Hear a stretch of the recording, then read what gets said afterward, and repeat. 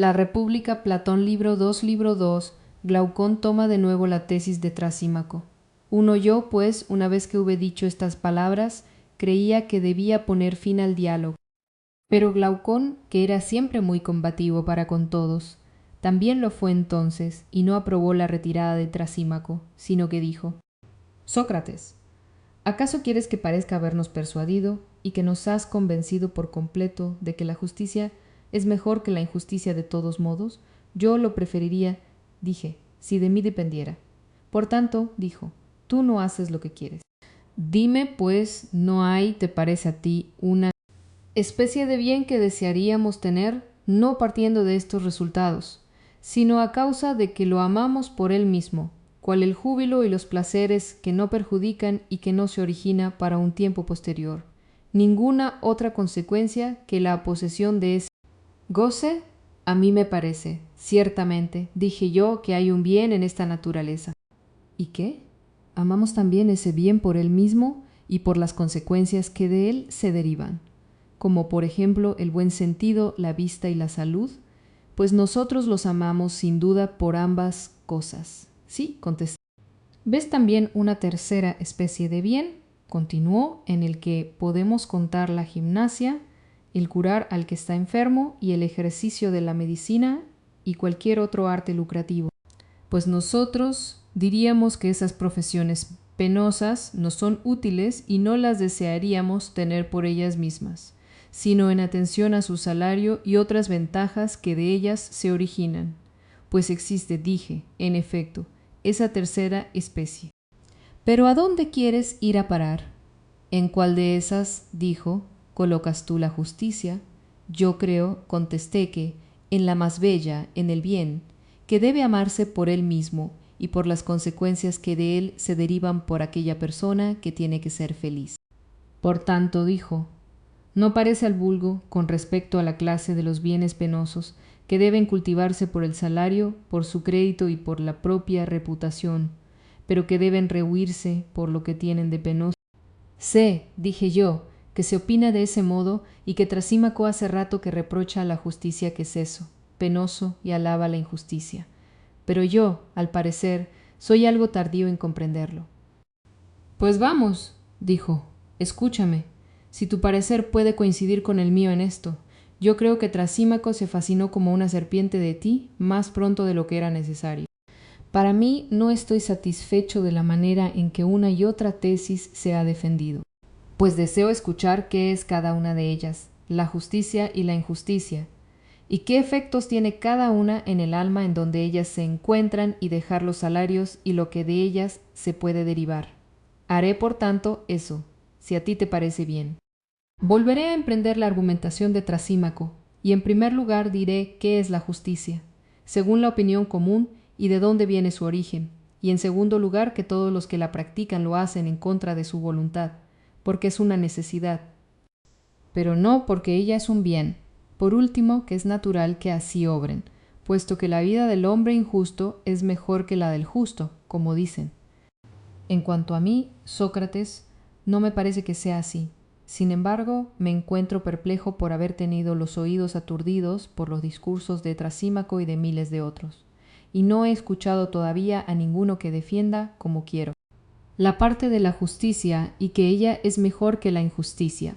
Quiero escuchar alabarla en sí misma y por ella misma y espero llegar a saberlo muy especialmente de ti. Por eso, esforzándome, alabaré la vida del hombre injusto y una vez que eso haya dicho, mostraré de qué modo quisiera escucharte censurar la injusticia y alabar la justicia. Pero mira si tú aceptas lo que digo. Perfectamente acepto todo lo dicho, dije yo, pues podría un hombre sensato complacerse más a menudo que en hablar y escuchar ese asunto. Hablas de maravilla, contestó, y ahora escucha lo que me propongo exponer. Primero sobre eso, ¿qué es y de dónde viene la justicia? Se dice que es por naturaleza un bien cometer injusticias, soportarlas un mal, pero que es mayor el mal soportarlas que hacer el bien, de manera que cuando los hombres se hacen y soportan injusticias mutuamente y ellos se resienten del placer o del daño, los que no pueden evitar este y obtener aquel, juzgan que es útil entenderse los unos con los otros para no cometer ni soportar la injusticia. Y de aquí arrancó el principio de establecer leyes y asociaciones de los hombres entre sí y de llamarse legalidad y justicia a lo prescrito por la ley. Y ese es el origen y la esencia de la justicia. Posee el mayor de todos los bienes, la impunidad en la injusticia y el mayor de los males, el no poder vengarse de la injusticia. Al estar colocada la justicia en medio de esos dos extremos, no es amada como un bien, pero sí honrada por su impotencia de cometer injusticias, puesto que el que puede cometerlas si es un hombre de verdad, ni formará asociaciones nunca para no cometerlas, ni para soportarlas, pues sería estar loco. Esa es, pues, Sócrates, la naturaleza de la justicia y tal su origen, como se dice. El anillo de Giges dado a un justo haría de él un criminal. 3. Nos daríamos perfecta cuenta de que aquellos que practican la justicia en contra de su voluntad lo hacen por la imposibilidad de cometer la injusticia. Si reflexionáramos lo siguiente. Después de haber dado a cada uno de los dos la posibilidad de hacer lo que les viniera en gana, al hombre justo y al injusto, los seguiríamos después, viendo a dónde los conducirá la pasión a cada uno. En esa propia observación, sorprenderíamos al justo que con el injusto se dirige hacia el mismo fin, por la ventaja, lo que toda naturaleza persigue como un bien, pero que la ley frena con violencia para que se respete la legalidad. Tendrían, pues, del mejor modo el poder del que yo hablo, si se les llegase a otorgar el privilegio que en una ocasión llegó a tener Giges, antepasado de Lidio, como cuentan. Era Giges un pastor al servicio del que entonces reinaba en Lidia. Habiéndose producido una tremenda tempestad y un temblor de tierra, el suelo se resquebrajó y se produjo una gran abertura junto al lugar donde apacentaba su rebaño. Y después de mirarla y de quedarse sorprendido, descendió y se dice que entre otras maravillas divisó un caballo de bronce hueco que tenía puertas pequeñas y pasando por ellas la cabeza vio que dentro había el cadáver de un hombre, como así parecía, de mayor talla que la corriente entre los hombres. Pero se hallaba completamente desnudo y en su mano un anillo de oro y Giges. Después de haberlo cogido, salió. Entonces los pastores, habiéndose reunido para hacer como de costumbre su relación mensual del ganado a su rey, Giges acude a la reunión llevando en el dedo su anillo. Después de ocupar su sitio entre los pastores, volvió casualmente el engarce del anillo hacia la parte cóncava de su mano, y enseguida quedó invisible para los que estaban allí, y se hablaba de él como si se hubiese marchado. Y se quedaron asombrados, y de nuevo cambiando hacia afuera el engarce, se volvió enseguida visible. Y cuando observó eso, vuelve a intentarlo para ver si el anillo tenía ciertamente ese poder, y se convenció que al poner hacia adentro el engarce llegaba a ser invisible, y hacia afuera, visible. Al tener ese convencimiento, se hizo poner entre los que iban como comisionados ante el rey. Una vez que llegó al palacio, sedujo a la reina y con su ayuda acometió y mató al rey, y se hizo con el poder. Sí, pues llegásemos a tener dos de esos anillos y el uno se lo pone el justo y el otro el injusto, ninguno llegaría a ser, al parecer, tan fuerte como para permanecer fiel a la justicia y no atreverse a apoderarse del bien del otro, cuando entonces podría coger impunemente en el mercado lo que quisiera, entrar en las casas para tener relaciones íntimas con quien le viniese en gana, matar y libertar a quien quisiera y hacer todas las demás cosas entre los hombres al ser semejante a un dios. Al obrar de ese modo, no obraría de modo distinto que al otro el injusto, y los dos tendrían un mismo fin. Ciertamente, uno diría que eso es una gran prueba de que no es justo nadie por voluntad, sino por obligación, porque no se es justo en privado, porque siempre que se puede ser injusto, impunemente, se cometen injusticias. Pues todo hombre cree que la injusticia individualmente es más ventajosa, mucho más que la justicia, y tienen razón al creerlo, si afirma lo que yo expongo en esa doctrina. Porque si alguien llegase a ser dueño de tal poder y no quisiera entonces cometer injusticias, ni apoderarse de lo que poseen los demás, parecería que era el más desgraciado e insensato de todos los hombres a los que sabían ese secreto. Alabarían en público al que era contrario a ellos, engañándose unos a otros por miedo de padecer una injusticia ellos mismos. Esto pues lo expongo de ese modo. El hombre injusto será feliz y el justo desgraciado 4. Exponemos el juicio sobre la suerte de esos y juzgaremos con rectitud si situamos por separado a uno en el más alto grado de la justicia y al otro en el más elevado grado de la injusticia. ¿Cómo, pues, es esa separación? Esta, no quitemos nada del injusto de su injusticia, nada a la justicia del hombre de bien, sino que situemos a cada uno de los dos en la perfección de su género de vida. Primeramente, obre el injusto como los artistas extraordinarios, cual es un hábil piloto o un médico que en su arte hace lo posible y lo imposible. Si no lo puede ejecutar, lo deja, pero si sufre alguna vez una equivocación, es capaz de subsanaría. Del mismo modo, el hombre injusto obrará de forma perfecta en sus obras injustas, sin que se le descubra, si tiene que ser injusto de manera perfecta. Pero si es sorprendido debe considerársele como un hombre tristemente injusto, porque la más perfecta injusticia es parecer justo sin serlo. Debe darse al injusto perfecto la injusticia más perfecta y no debe quitársele nada, sino que debe permitírsele que al obrar la más grande injusticia le proporcione la mayor reputación de hombre justo, y si en realidad tiene algún fallo, que tenga completa capacidad de rectificar, que posea elocuencia para engañar, si es denunciado por haber obrado mal, y que consiga por la violencia, ya por su osadía, fuerza y amigos y riquezas que se haya procurado, lo que no pudo conseguir de otro modo. Después de haber ofrecido este individuo de tal condición, pongamos como materia de conversación al justo, hombre sin doblez y generoso, y como dice Esquilo, que no aparenta, sino que quiere ser realmente hombre de bien. Pero debe quitársele también esa apariencia, pues si parece justo, recibirá honores y recompensas por eso, ya que no estará claro si sería justo por las recompensas y por los honores o por la justicia. Debe ser despojado de todo, excepto de la justicia, y debe colocársele en un punto diametralmente opuesto al primero, pues sin haber cometido ninguna injusticia, se tenga la opinión de que ha cometido la mayor injusticia, para que, al ser puesta a prueba su justicia, no se doblegue por la mala fama y por sus consecuencias, sino que sea estable hasta la muerte, pareciendo que es perverso, pero siendo hombre de bien, para que habiendo llegado uno y otro al último extremo, el uno al de la justicia y el otro al de la injusticia, se juzgue cuál de estos dos es el más feliz. Oh, querido Glaucón, exclamé yo, con qué vigor purificas a cada uno de estos personajes, como se hace con una estatua, para someterlos a nuestro juicio. Lo mejor que puedo, contestó, siendo, pues de esta condición los dos ya no existe, yo creo, ninguna dificultad en describir qué vida les espera a cada uno. Debe hablarse, pues, de ello. Y si se habla con bastante rudeza, considera que yo no hablo de esa guisa, Sócrates, sino los que alaban la injusticia antes que a la justicia.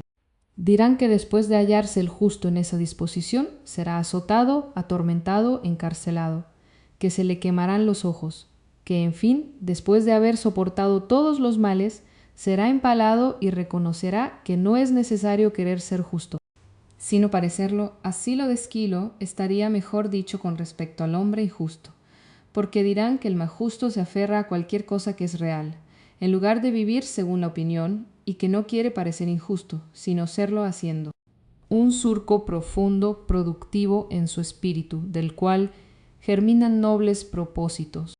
Primeramente manda en su ciudad por su reputación de justicia, después toma por mujer de la casa que quiere, casa a sus hijos con quien le parece, entra en relaciones comerciales o íntimas con quien quiere y saca provecho y ventaja de todo eso, porque está satisfecho de ser injusto. Además, cuando entra en conflicto con alguno, tanto si es particular como perteneciente a la vida pública, es superior y gana a sus enemigos, ganando con dinero y tratando bien a sus amigos y perjudicando a sus enemigos. Ofrece sacrificios a los dioses y regalos considerables y magníficos y honra mucho mejor que el justo a los dioses y a los hombres a los que quiere agradar, de manera que es natural que él sea más querido de los dioses que el justo.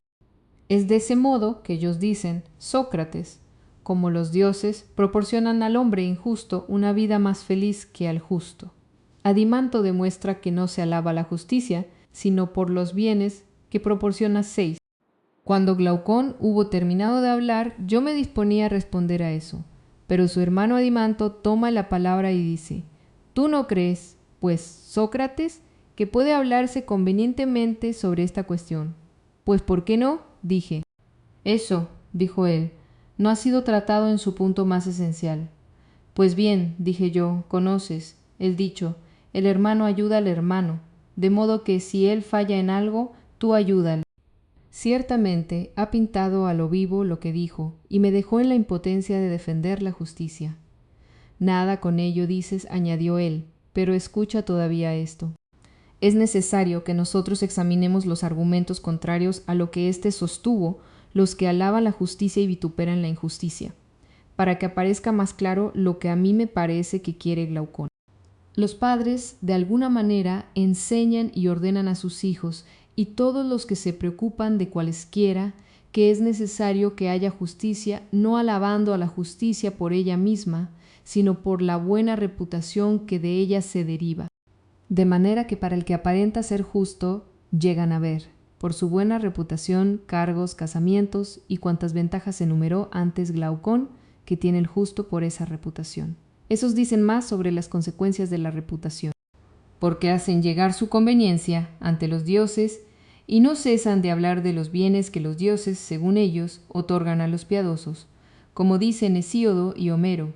El primero dice que los dioses, para los justos, hacen que las encinas lleven bellotas en sus cimas y abejas en sus troncos, y también manifiesta que las lanudas ovejas se ven oprimidas con el peso de sus vellones, y que tienen muchos otros bienes los hombres justos de esta clase. También el otro Homero dice cosas semejantes, como dice de uno, pues tu fama ha llegado al cielo como la de un rey irreprochable que, piadoso, mantiene la justicia y la tierra negra, le produce trigo y cebada, se colmen los árboles de frutos, se multiplican los rebaños y el mar proporciona peces. Museo y su hijo dan a los justos en nombre de los dioses bienes más extraordinarios, porque, después de haberlos conducido por su verbo a la mansión del Hades y de haberlos sentado en la mesa coronados de flores y preparado un festín de personas justas, les hace pasar embriagados a partir de entonces, como si el premio más bello de la virtud fuese una embriaguez eterna. Todavía otros extienden de parte de los dioses otras recompensas mayores que esas, pues dicen que la estirpe del hombre justo y fiel a su juramento deja tras sí su alma en los hijos de sus hijos. Esas cosas, pues, y otras de tal naturaleza encomian la justicia, pero, al contrario, a los impíos y a los injustos los cubren de lodo en el Hades y les obligan a llevar agua en una criba y durante toda su vida los entregan a la infamia. Y a esos castigos que Glaucón ha enumerado para los justos que pasan por malvados, ellos los aplican a estos, pues no tienen otros. Este es, pues, el elogio y el vituperio de cada uno de estos dos. Además de los conceptos estos sobre la justicia y la injusticia, voy a someter a vuestro juicio, Sócrates, otro que lo he sacado de los particulares y los poetas, pues todos, al unísono, celebran como una belleza la prudencia y la justicia. Sin embargo, se quejan de que son difíciles y penosas, pero que la imprudencia y la injusticia son agradables y fáciles de conseguirse y únicamente deshonrosas por la opinión y la ley. Dicen que la injusticia es generalmente más ventajosa que la justicia y consideran que los malvados ricos y que son poderosos son felices y los honran en público y en privado y desprecian y miran por encima del hombro a los buenos, que son débiles y pobres, a pesar de que reconocen que son ellos mejores que los otros. Pero de todas esas afirmaciones, las más extrañas son las que propalan sobre los dioses y la virtud, pues dicen que los dioses escogen para la mayoría de los buenos la desdicha y una vida miserable y al contrario a los malos una suerte adversa.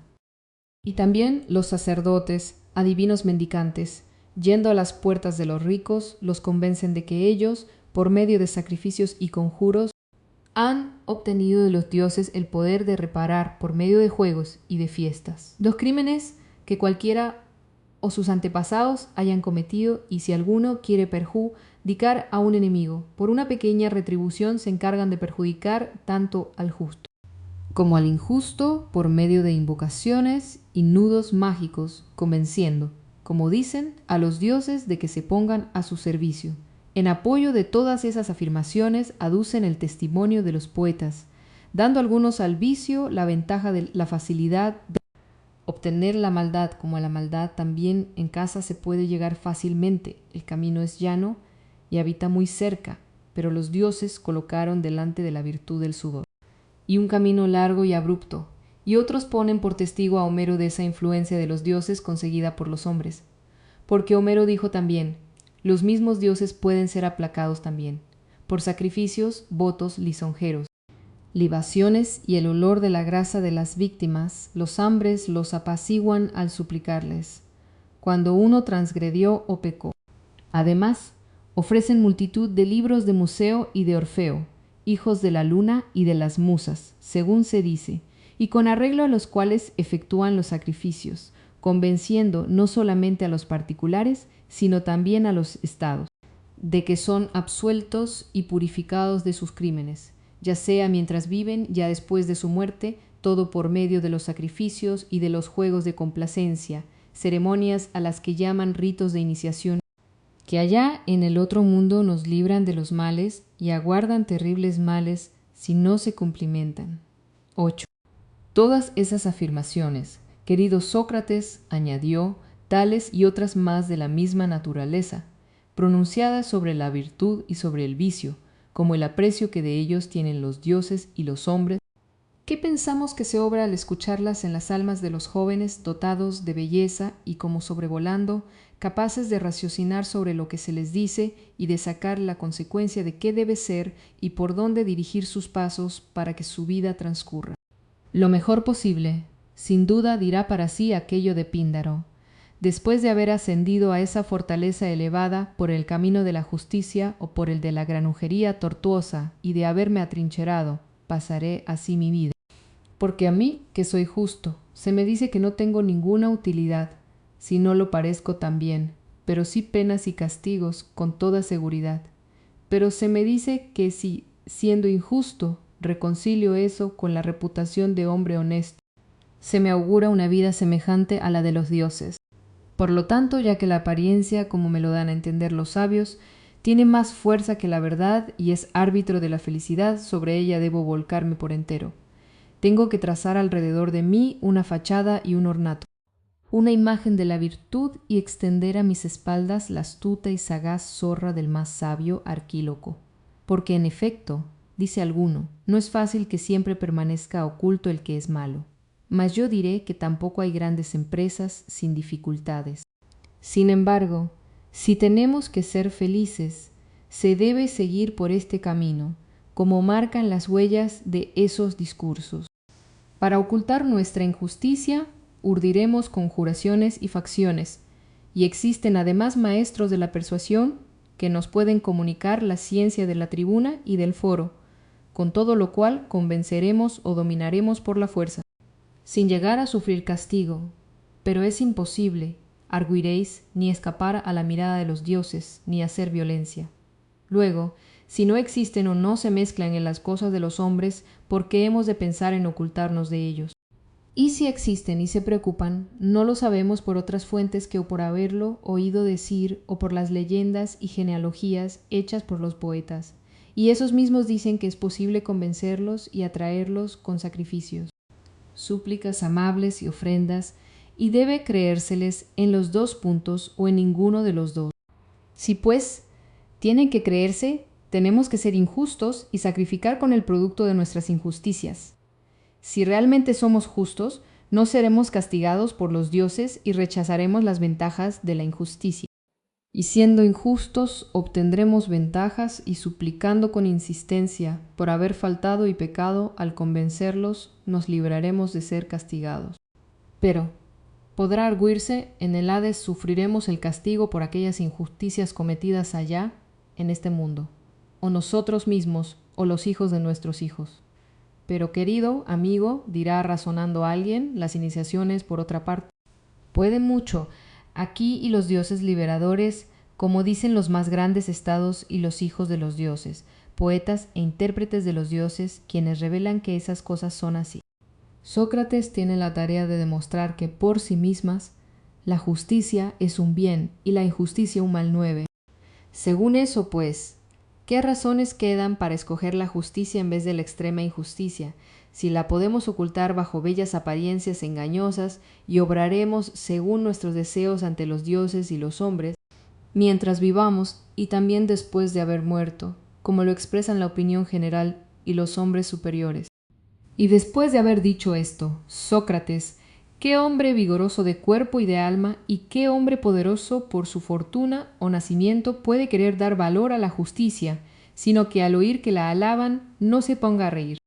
De manera que si alguno puede demostrar que es falso lo que hemos dicho y conoce suficientemente que la virtud es el mayor de los bienes, es muy indulgente y no se encoleriza con los injustos, sino que sabe, excepto si hay alguno que por instinto divino detesta la injusticia, o que, habiendo conseguido una ciencia, lo aparte de ella, de entre los demás ninguno, es justo voluntariamente, sino que, si vitupera la injusticia, lo hace por cobardía, por vejez o por cualquier otra debilidad, no pudiendo llevarla a cabo. Como es evidente, pues, el primero de esos que llega a poder ser injusto es el primero en cometer injusticias en cuanto medios tiene a mano.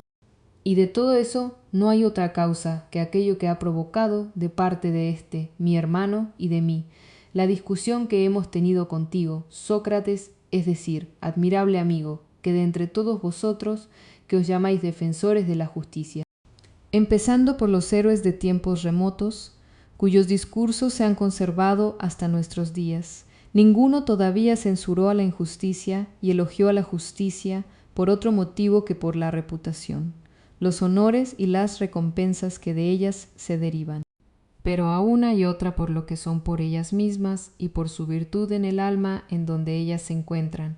Ignoradas de los dioses y de los hombres, nadie todavía ha demostrado suficientemente, ni en verso ni en prosa, que la una es el mayor de los males del alma y la otra la justicia, el más grande de los bienes. Si, pues, se hubiese hablado así desde el principio por todos vosotros y nos hubieseis convencido a nosotros desde nuestra infancia, no nos observaríamos los unos a los otros para no cometer injusticias, sino que cada uno se observaría a sí mismo, temiendo cometer injusticias y que la injusticia habitara juntamente en el alma con el mayor de los males. Eso, Sócrates, pero realmente todavía más que eso. Trasímaco y cualquier otro podrían decir sobre la justicia y la injusticia, confundiendo torpemente, si no me equivoco, la naturaleza de una y de otra.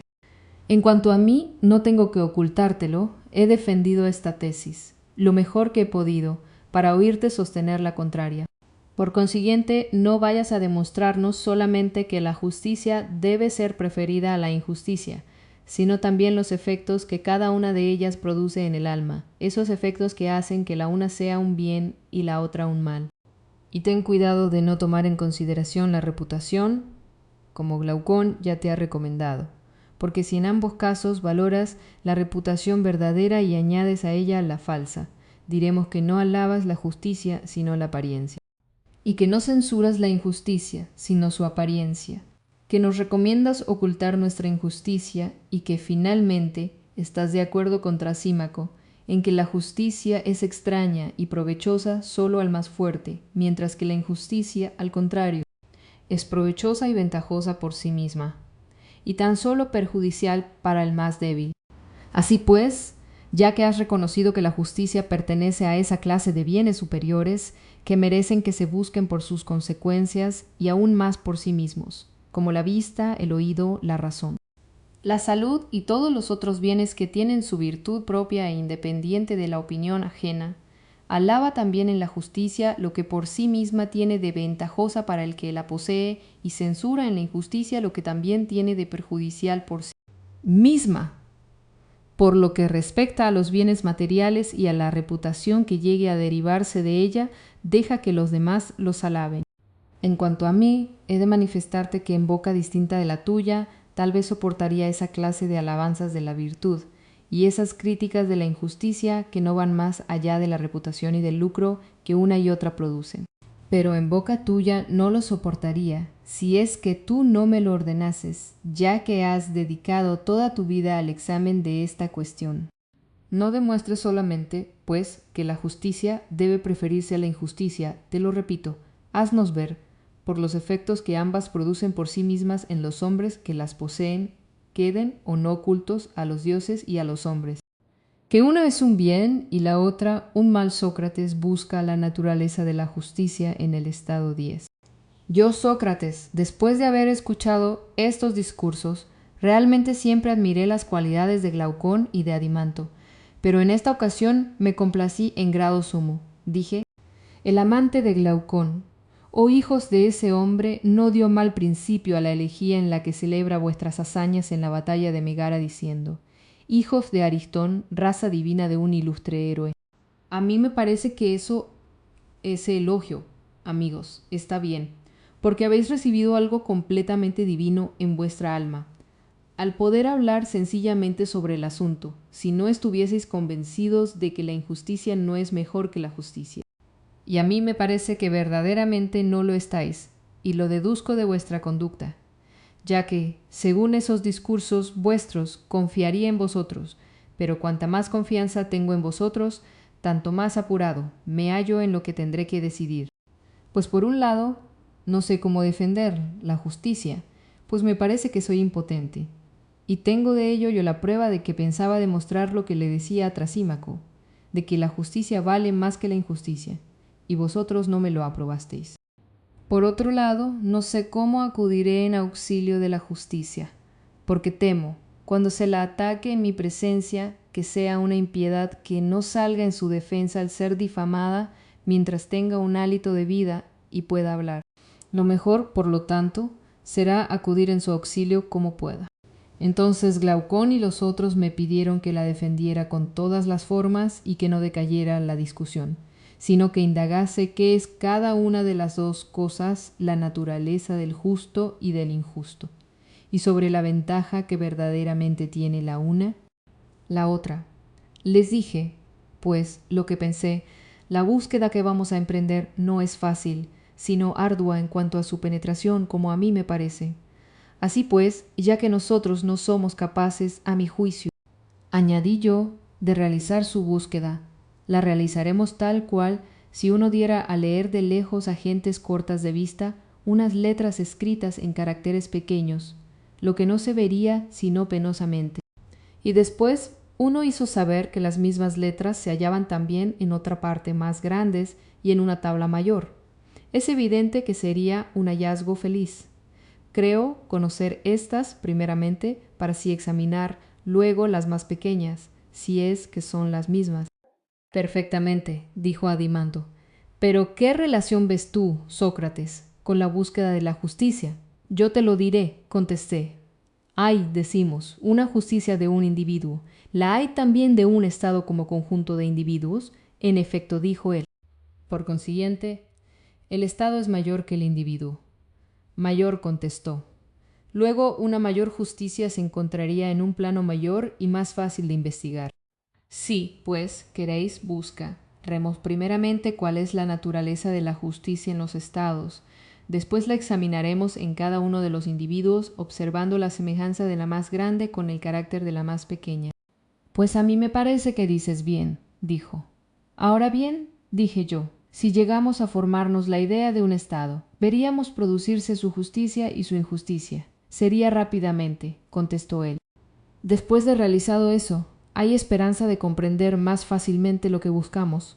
Completamente. ¿Os parece bien, pues, que es necesario intentar llevarlo a cabo? Creo que eso no es una empresa de poca monta. Reflexionadlo, por tanto. Está reflexionado, dijo Adimanto, pero no obres de modo distinto. El principio de la formación de un Estado 11. A mi juicio, pues, dije yo, el Estado llega a formarse porque cada uno de nosotros no se basta a sí mismo, sino que está falto de muchas cosas. ¿O crees tú que un Estado se funda en otro principio? En ningún otro, contestó él. Así pues, cuando un hombre toma con él a otro por una necesidad de algo y éste por otra, al estar faltos de muchas cosas, congregándose en una sola residencia, habitan en común y se ayudan.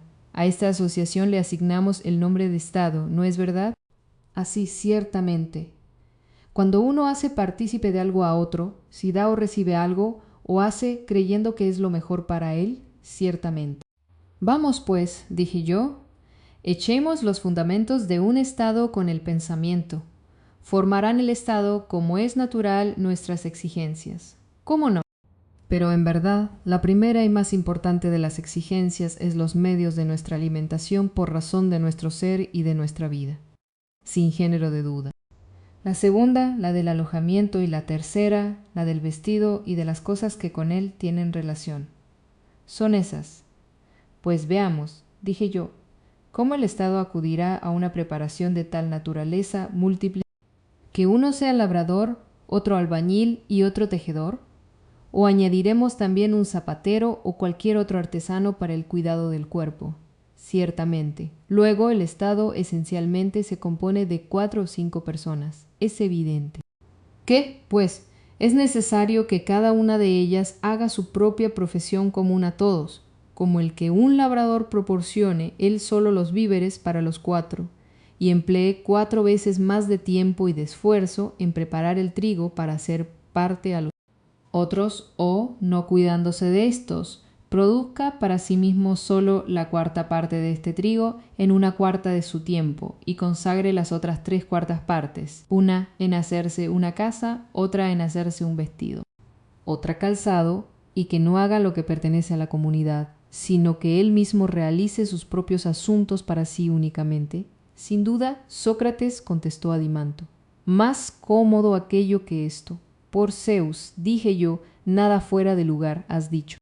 Pues yo mismo considero, después de haber hablado tú, que ante todo cada uno de nosotros ha nacido no con iguales disposiciones, sino que diferenciando su carácter, uno para realizar una cosa y otro para otra.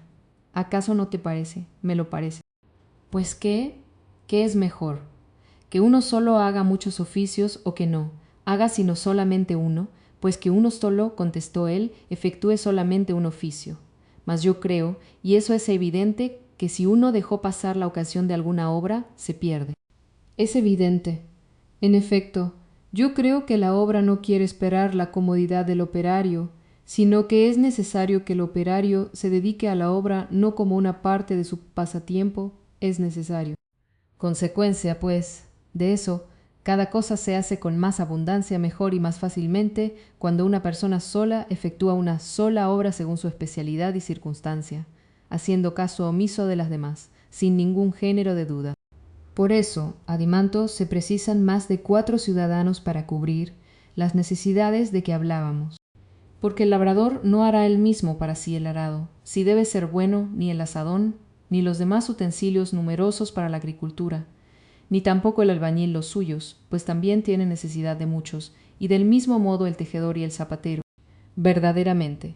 Albañiles, pues, herreros y muchos obreros semejantes, llegando a asociarse a nuestro pequeño estado, lo hacen numeroso, con seguridad. Pero no sería en cierto modo completamente grande si a esos añadiéramos boyeros, pastores y otras clases de distribuidores, para que los labradores tuvieran bueyes para el arado, los albañiles para sus transportes con los labradores tuvieran bestias de carga, y para que los tejedores y zapateros tuvieran pieles y lanas, pues no sería, dijo él, un estado pequeño si tuviera todas esas cosas. Pero, en verdad, dije yo, sería algo casi imposible establecer esa ciudad en un lugar en donde no hubiese necesidad de importar nada. Imposible, en efecto. Luego necesitará todavía otros que le traigan de otro estado lo que haga falta. Los necesitará. Pero si el comisionista marchara con las manos vacías y no llevara nada de lo que les falta a aquellos a los que va a buscar lo que les falta a sus propios conciudadanos, volverá también de vacío, ¿no es verdad? Así me lo parece. Necesario es, pues, que el Estado produzca no sólo las cosas convenientes para él mismo, sino cuantas cosas necesiten aquellos de quienes se importa lo que a él le falta. Es necesario, en efecto. Nos faltan, pues, para nuestro Estado, más labradores y más artesanos, más ciertamente. Así, también, más comisionistas para importar y exportar los diversos productos, y esos son comerciantes, ¿no es verdad? Sí. También tendremos necesidad de comerciantes. Ciertamente. Y si el comercio llega a ser por mar, también necesitaremos gran número de otros que son peritos en la profesión referida a la mar. Gran número, ciertamente. Cuadro de la vida simple y sana de un estado primitivo 12, y que, pues, en el mismo estado, cómo se intercambiarán los productos que cada uno produzca con su trabajo. Pues es por esta razón por la cual establecimos un estado después de formar una sociedad. Es evidente, dijo él, que vendiendo y comprando nos hace falta, pues un mercado y una moneda, símbolo del canje que del producto se deriva, ciertamente. Pero si un labrador o cualquier otro artesano llevó al mercado alguno de sus productos y no llega en el mismo momento que los que necesitan comprar su mercancía, permanecerá inactivo en su trabajo después de sentarse en el mercado. De ningún modo, contestó él, sino que hay quienes, al ver eso, hacen de intermediarios. En los estados que se han organizado bien, hacen este trabajo los más débiles de cuerpo y los incapaces para otro trabajo. Tienen que permanecer, pues, allí y comprar en el mercado con dinero a los que desean vender y vender también con dinero a los que quieren comprar. Luego, esa necesidad nos introduce en el Estado la creación de vendedores al por menor comerciantes. ¿Acaso no llamamos comerciantes a los que se han establecido en el mercado como intermediarios para la compra y la venta y negociantes a los que van de un país a otro? Ciertamente así. Todavía hay, yo creo, otros sirvientes que a causa de su mentalidad no son dignos para una comunidad, pero que por sus condiciones físicas de robustez tienen utilidad para los trabajos. Ellos venden el empleo de su fuerza. Al llamar salario a esa, su contribución se llaman, yo creo, asalariados, ¿no es verdad? En absoluto, son, a mi entender, los asalariados un complemento de a ciudad. Así me lo parece a mí. Por consiguiente, adimanto, ¿tenemos ya aumentada la ciudad para que sea perfecta? Quizá. ¿En dónde, pues, se encontraría en ella la justicia y la injusticia? ¿En qué cosa de entre las que hemos examinado se ha llegado a producir? Yo, Sócrates, contestó, no lo observo, sino es que, en cierto modo, se halla en ese cambio de esas cosas entre unos y otros. Pues probablemente, dije yo, digas bien. Debe examinarse y no rehuir por miedo la cuestión. En primer lugar, examinaremos de qué manera vivirán los así organizados. ¿Acaso de otro modo que produciendo trigo, vino, vestidos, calzados? Y después de haberse construido casas, durante el verano trabajarán casi siempre con escasa ropa y descalzos, y durante el invierno vestidos y calzados convenientemente. Se alimentarán preparando harinas de cebada y harinas de trigo, cociéndolas y amasándolas, ofreciendo excelentes tortas y panes sobre válago o sobre hojas limpias y recostándose sobre lechos de follaje, tejo y mirto. Se deleitarán ellos y sus hijos bebiendo vino, coronadas de flores sus cabezas y cantando himnos a los dioses, cohabitando contentos los unos con los otros, regulando la natalidad de sus hijos con arreglo a sus posibilidades económicas, temiendo la pobreza o la guerra. Interviene Glaucón y reclama el refinamiento. Consecuencias de ello. 13 Glaucón, entonces, tomando la palabra, dijo: al parecer, tú ofreces los banquetes a los hombres con panas secas. Dices la verdad, repliqué yo. Me olvidé de que habían de tener también manjares, pero, por otra parte, es evidente que tendrán sal, aceitunas, queso, cebollas y cocerán cuantas legumbres pueden cocerse en los campos, y quizá les serviremos postres de higos, garbanzos y habas, y asarán bajo la ceniza bayas de mirto y bellotas, bebiendo moderadamente, y pasando de ese modo la vida en paz y con salud, como es natural, llegando a la vejez, dejarán a sus descendientes otra vida de las mismas condiciones. Y él continuó diciendo: si tú, Sócrates, estableces un estado de puercos, les darías otro alimento que éste. Pero, Glaucón, interrogué yo, ¿qué es necesario darles? Lo que se conoce de costumbre, contestó. Se los debe colocar sobre lechos, creo, para que no experimenten incomodidades y que coman sobre las mesas esos alimentos y golosinas que actualmente usan. Vamos, dije yo, comprendo. No examinamos solo cómo nace un estado, sino un estado que vive deliciosamente. Tal vez, pues no es un mal asunto. porque al examinar un estado de esa naturaleza, podríamos ver enseguida por dónde la justicia y la injusticia se implantan en algún momento en los estados. Sin embargo, el verdadero estado que yo he establecido me parece que es un estado sano. Pero, si queréis, también consideraremos a un estado que tiene una inflamación. Nada lo impide. Eso, ciertamente, no dejará satisfechos a algunos. ¿Cómo aparece, ni tampoco ese género de vida, sino que se añadirán lechos, mesas y otro mobiliario, alimentos, perfumes, timiama, cortesanas, golosinas y cada una de esas cosas de múltiples formas. Y no se colocarán más como necesarias las cosas que decíamos, las casas, los vestidos y los calzados, sino que debe ponerse en movimiento la pintura y variedad de colores, el oro, el marfil, y debe adquirirse todas esas cosas de esta índole. ¿No es verdad? Sí, contestó. Por consiguiente, debe hacerse más grande el Estado, porque aquel, el Estado sano, ya no es suficiente, sino que debe colmarse de una multitud de individuos que están en las ciudades por las necesidades superfluas, como todos los cazadores y los imitadores. Muchos que se dedican a las figuras y a los colores, otros muchos a la música, poetas y el cortejo de estos, rapsodas, actores, bailarines, empresarios, de teatro y artesanos de toda clase de artículos, como también los referentes al embellecimiento de la mujer. Y necesitaremos multitud de servidores. ¿Acaso no te parece que faltarán pedagogos, nodrizas, ayos, camareras, peluqueros y también cocineros y carniceros? Todavía añadiremos porqueros.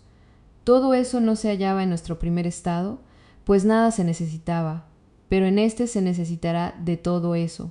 Se necesitarán también otros animales de todas clases. Si alguno come de esos, ¿no es verdad? Pues cómo no. Por lo tanto, teniendo ese plan de vida, estaremos en mucha más necesidad que no estábamos antes.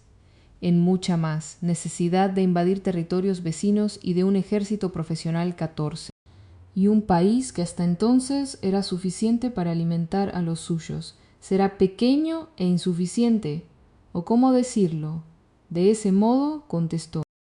Por consiguiente, nosotros debemos tomar del territorio de los vecinos, si hemos de tener suficiente tierra para el pastoreo y para el cultivo, y ellos, a su vez, de nuestro territorio, si nos dejan atrás en la ilimitada ansia de la posesión de las riquezas. Después de haber franqueado los límites de lo necesario, es necesario en extremo que así ocurra, Sócrates contestó. Luego, según eso, Glaucón, haremos la guerra o como será. Así es, en efecto, afirmó.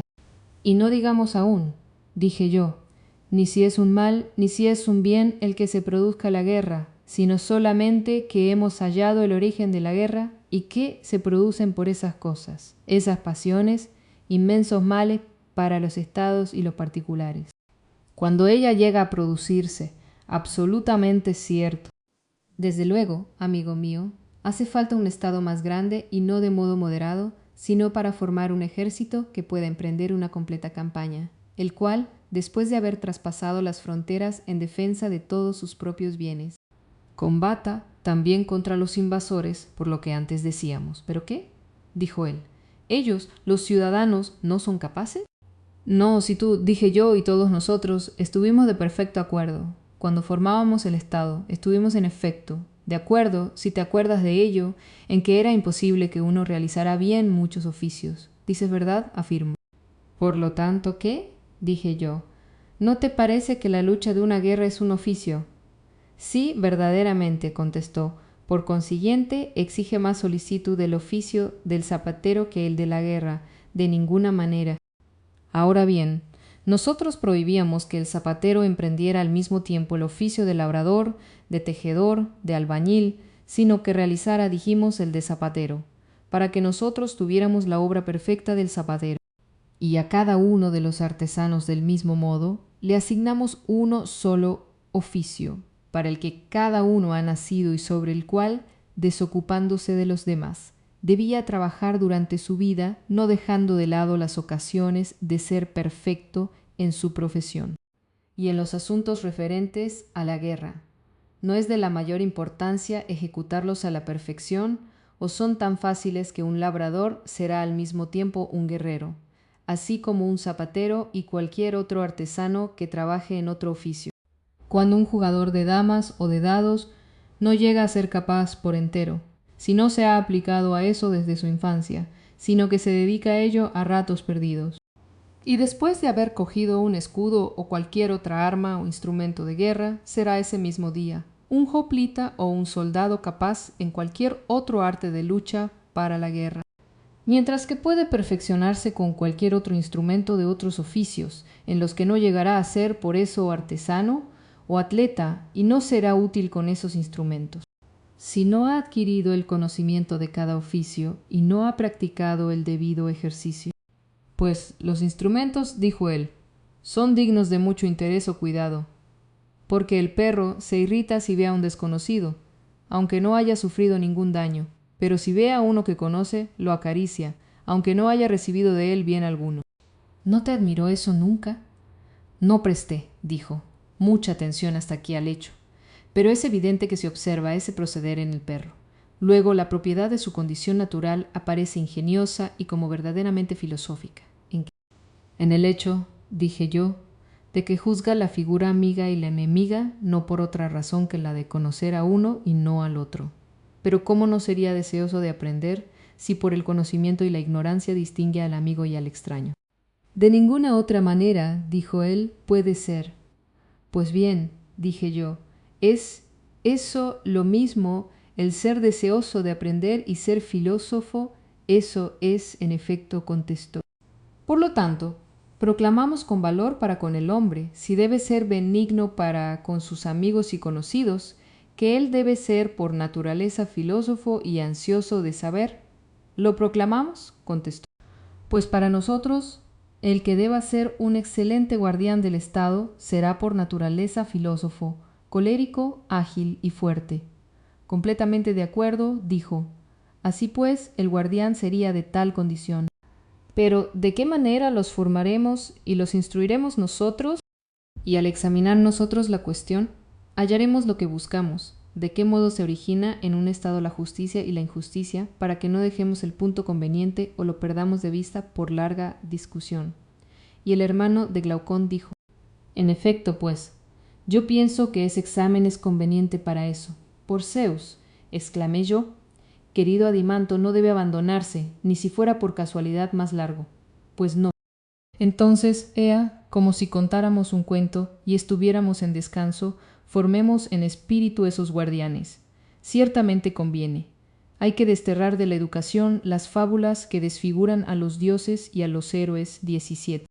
¿Qué educación será? Pues, ¿verdad que es difícil encontrar una mejor que la que se estableció en el transcurso de los tiempos? Es la gimnasia para el cuerpo y la música para el espíritu, pues existen.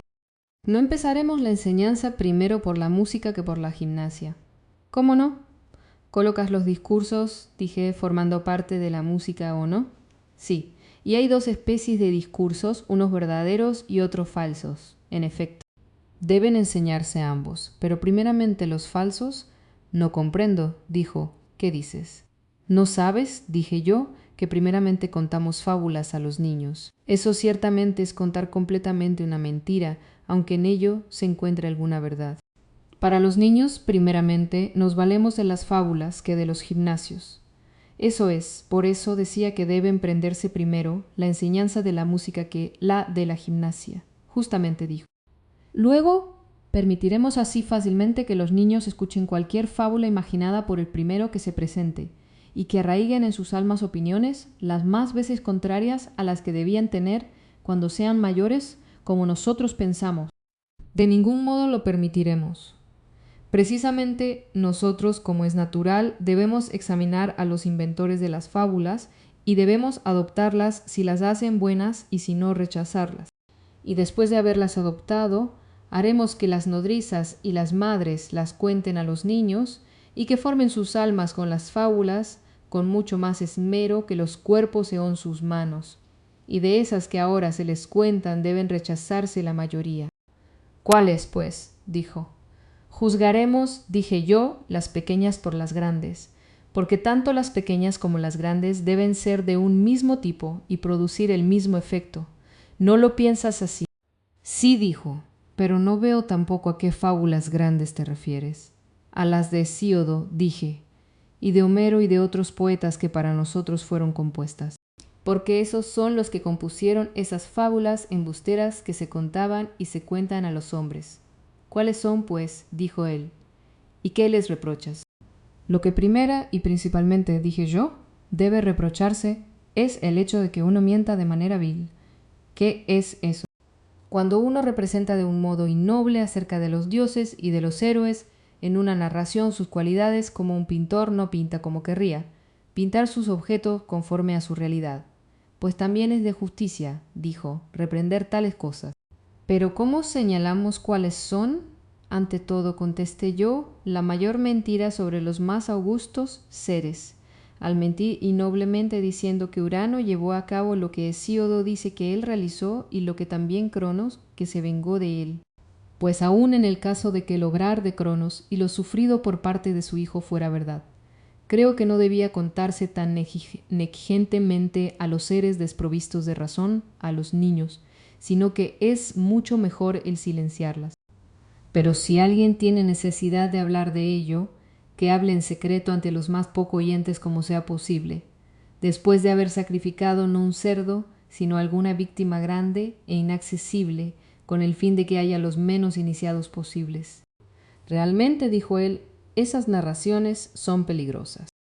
Y no deben contarse, dije, Adimanto en nuestro estado, y no deben contarse a un joven auditorio que, cometiendo los mayores crímenes, ni castigando con todo rigor a un padre que comete una injusticia, no realizaría nada extraordinario, sino que llevaría a cabo lo que hicieron los primeros y más grandes de los dioses.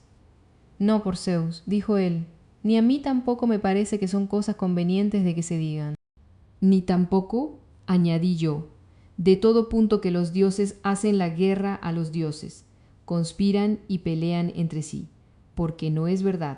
Si necesitamos que los que deben guardar nuestro estado se crean deshonrados por aborrecerse fácilmente los unos a los otros, es necesario impedir que se les cuente o se les represente en grabados, tapices, los combates de los gigantes y los otros muchos, y de muy variadas clases de odios de los dioses y los héroes para con sus allegados y amigos. Pero si no tenemos la intención de convencerles de que jamás un ciudadano odió a otro, y que un odio tal es un crimen, esas cosas deben leerlas a los niños, los viejos y las viejas. Y los poetas no deberán componer para ellos sino fábulas con arreglos a esas máximas. Pero el contar que Hera fue encadenada por su hijo, que Hefesto fue precipitado por su padre, al querer defender a su madre de que fuera golpeada por su esposo, y que los dioses han librado todos los combates que compuso Homero, no debe ser presentado a nuestro estado, ni siquiera si existen o no alegorías en sus ficciones. Pues un niño no está en condición de juzgar lo que es alegoría o no, sino que las cosas recibidas a esa edad llegan a ser difíciles de borrar y quedan estables. Por eso, sin duda, debe procurarse que las primeras cosas que escuchen sean las mejores fábulas imaginadas para inclinarlos a la virtud. Las fábulas deben presentar a Dios como es 18. Pues eso dijo es una razón justa. Pero si uno nos pregunta a nosotros qué es eso y qué las fábulas, ¿qué diríamos? Y yo le contesté, Adimanto, no somos poetas ni yo ni tú en el momento presente, sino fundadores de un Estado. A los fundadores de un Estado les conviene conocer los modelos sobre los que los poetas deben componer las fábulas y si las componen, no se debe abandonar esa línea, mas nosotros no debemos componerlas. Es justo, dijo. Pero eso mismo, ¿cuáles serían los modelos? He aquí algunos. Contesté yo. Siempre debe representarse a Dios tal como es. Ya lo haga en poesía épica, lírica, ya en tragedia, en la escena. Debe ser, en efecto.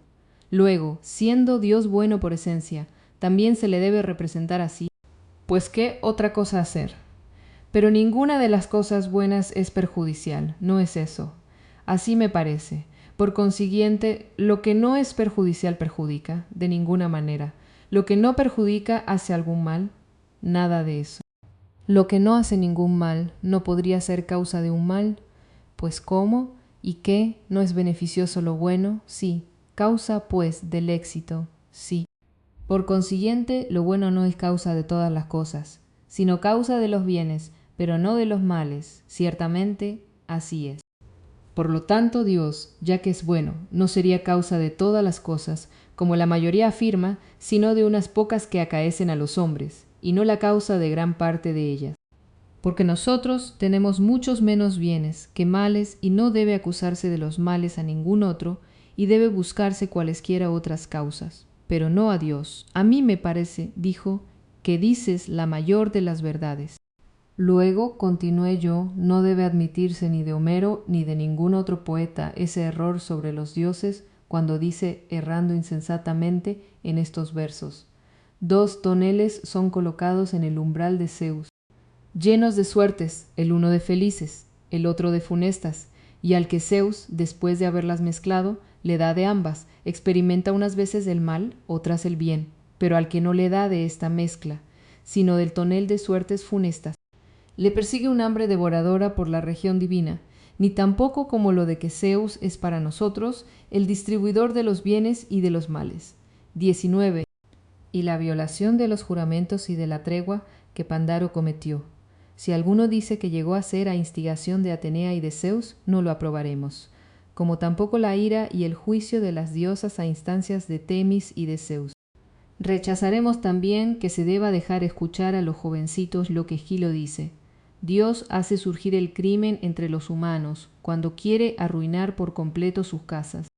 Si alguno representa las desdichas de Níobe, en donde se hallan los versos yámbicos que he citado, o las desventuras de los pelópidas, de los troyanos o de cualquier otro de esta naturaleza, no se debe dejar que digan que esas desdichas son obra de la divinidad, o si él lo dice que son obra de la divinidad, debe procurar buscar darles una razón casi como nosotros la buscamos ahora, y debe decirles que Dios hace lo que es justo y bueno, y los castigados sacaron provecho de su castigo, pero que los desdichados que fueron castigados y que Dios es el autor de sus males, eso no debe permitirse que lo diga el poeta.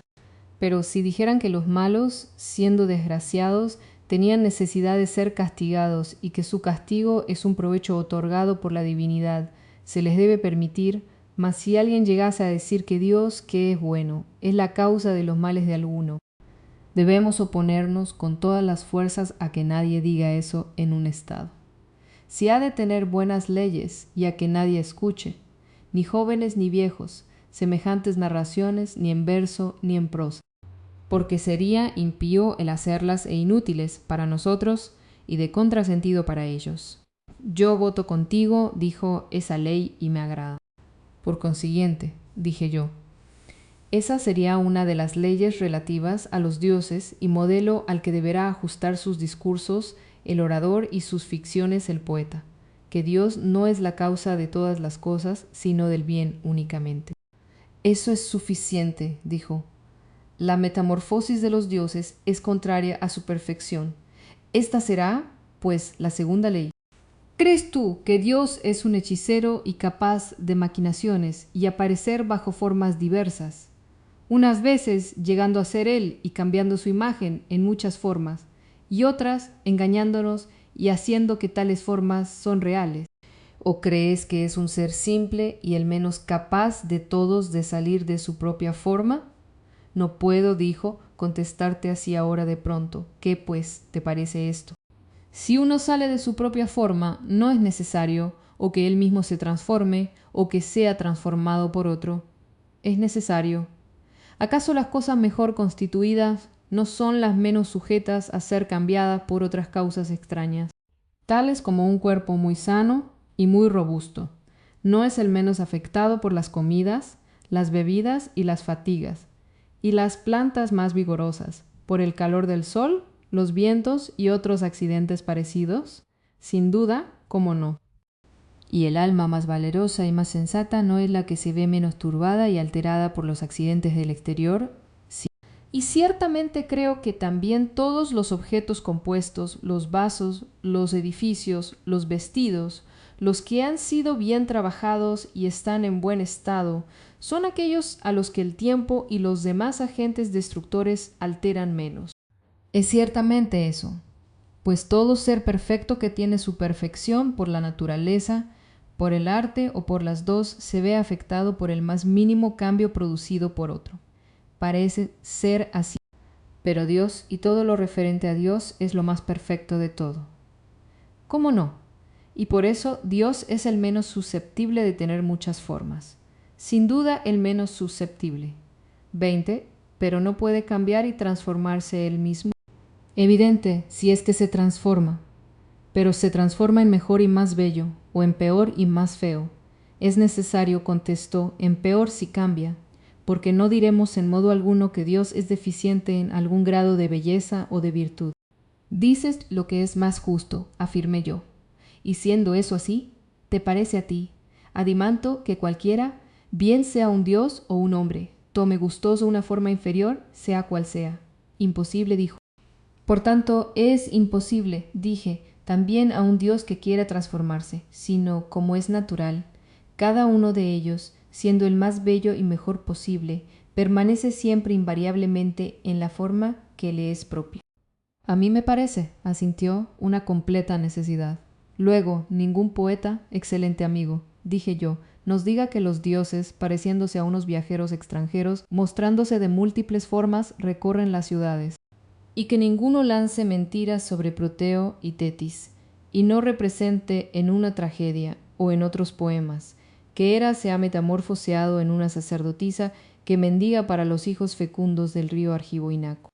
Y en fin, no nos engañe con otras mentiras por el estilo, ni que las madres, convencidas por esos poetas, aterroricen a sus tiernos hijos contando perjudicialmente que unos dioses se muestran durante la noche, transformados en extranjeros bajo múltiples formas, para que al mismo tiempo no blasfemen contra los dioses y no hagan más miedosos a sus hijos. No, ciertamente, dijo. Pero, continué yo, los dioses son de tal condición. Cuando un poeta dice esas cosas sobre los dioses, nos disgustaremos nosotros y no le haremos coro y no permitiremos que instruya a la juventud. Si decidimos que los guardianes lleguen a ser piadosos y dedicados a los dioses cuanto les sea posible al hombre. Enteramente, dijo, yo estoy de acuerdo con esos principios y los tomaría como leyes.